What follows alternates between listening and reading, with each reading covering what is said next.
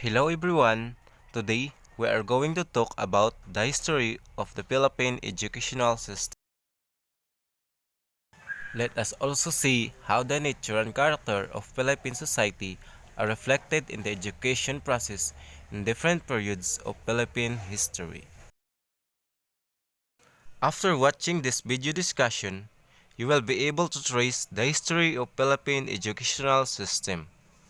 As we talk about the Philippine educational system, just remember the sociological concept which is the focus on this lesson, that education is the function of a society and as such, what are taught in schools arise from the nature and character of society itself.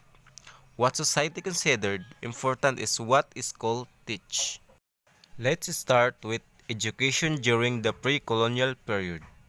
Education was informal and unstructured, decentralized. Fathers taught their sons how to look for food and other means livelihood. Mothers taught their daughters to do their household chores. This education basically prepared their children to become good husbands and wives. Children provided more vocational training and academics. Teachers were tribal tutors. They called them Babaylan or Catalunan. Next is education during the Spanish era. Education was formal and organized this time. It was authoritarian in nature. Tribal tutors of the pre-Spanish period were replaced by Spanish missionaries. Pupils attended formal schooling in the patriarchal schools. The instructions was religion-oriented. Christian doctrines, sacred songs, music and prayers were taught because they were required for confessions and communion. There was a separate school for boys and girls. Wealthy Filipinos class, also called the Wealthy Filipino Ilustrados, were accommodated schools. Next, we have the Educational Decree of 1863. This law gives a Filipino a complete system of education from the elementary to collegiate level. The law provided for the establishment of the elementary schools in all municipalities in the country, although religion was the core of the curriculum. The curriculum includes subjects like reading, writing, rhythmic, history, Christian doctrine, Spanish language, and vocal music. Attendance in school was compulsory between age of 7 and 12. Now, let's move on to education during the American regime, 1898 to 1946.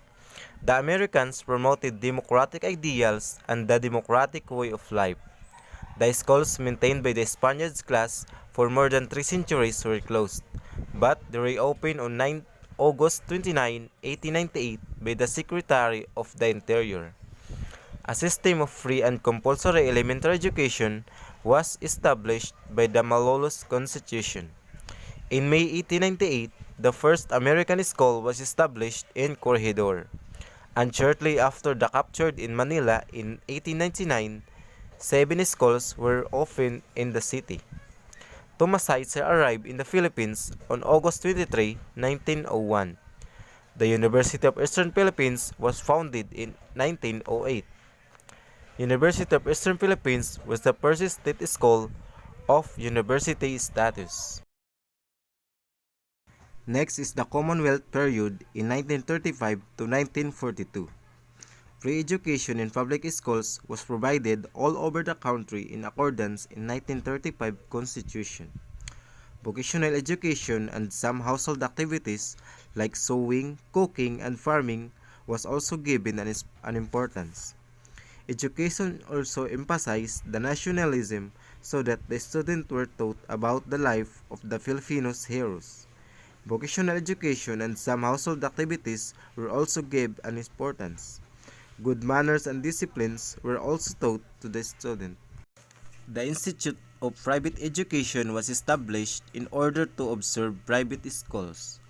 Formal adult education was also given.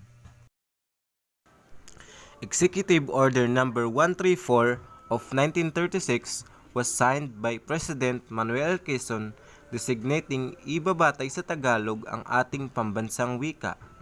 Executive Order Number 217, otherwise known as Quezon Code of Ethics, was taught in school.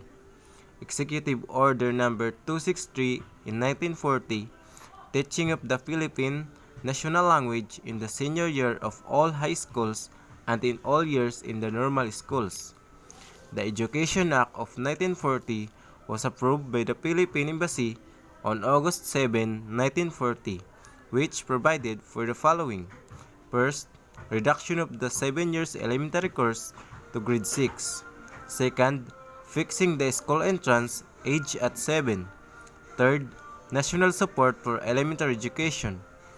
Fourth, compulsory attendance of primary children enrolled in grade 1. And lastly, addition of double single sessions in the primary grade with one teacher, one class assignment of intermediate teachers. Moving on to Japanese occupation. The aims of education during Japanese education are the following. First, make the people understand the position of the Philippines as a member of the East Asia Co-Prosperity Sphere. Second, eradication of idea of reliance upon Western states, particularly the US and Great Britain. Third, fostering a new Filipino culture based on the consciousness of Filipino as Orientals. Fourth, elevating the moral of the people, giving up overemphasis to materialism. Fifth, diffusion of elementary education and promotion of vocation education. Sixth, striving for the diffusion of the Japanese language in the Philippines and the termination of the use of English in schools.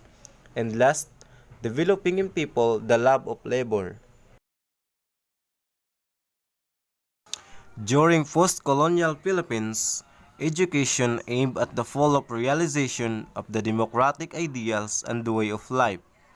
The civil service eligibility of teachers was made permanent pursuant Republic Act 1079 on June 15, 1954.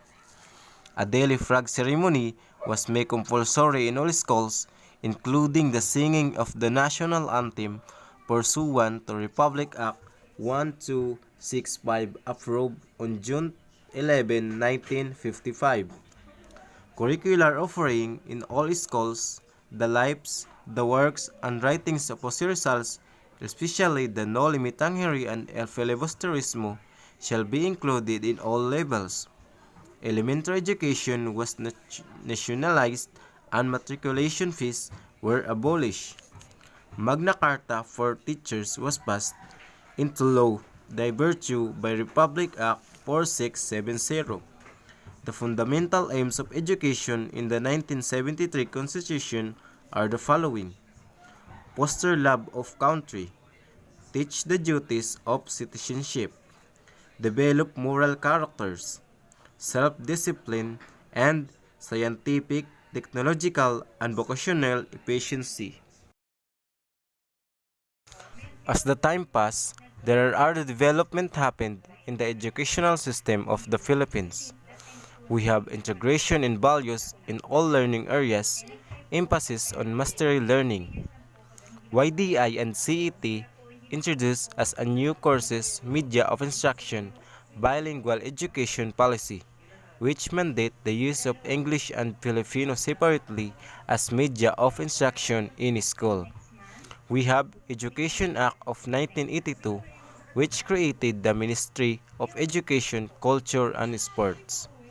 We also have the NCEE or the National College Entrance Examination.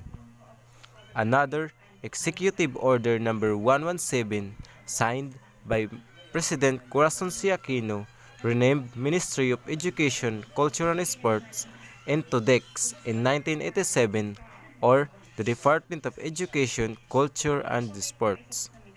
Another development is creation of the Board for Professional Teachers composed of 5 under PRC or the Professional Regulations Commission.